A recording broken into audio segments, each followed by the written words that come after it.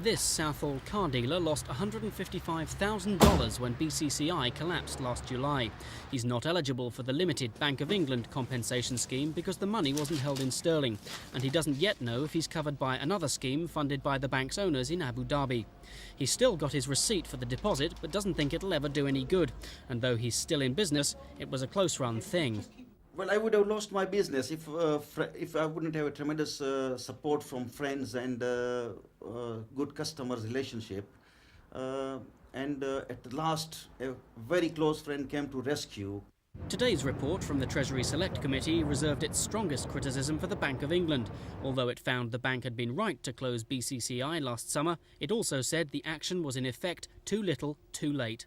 With the benefit of hindsight, they should have taken action earlier. They were worried about whether the evidence they had would stand up in court. I think, again, with the benefit of hindsight, it's possible they had sufficient evidence to do it earlier. But committee member Brian Sedgmore went much further. He's called for full government compensation and for the governor of the Bank of England to resign. The reason, a secret report from a city watchdog, which he says proves the governor knew things were desperately wrong at BCCI long before he closed it down.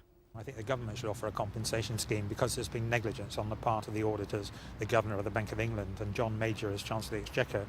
I think the money should be recouped from Abu Dhabi because there was serious fraud there.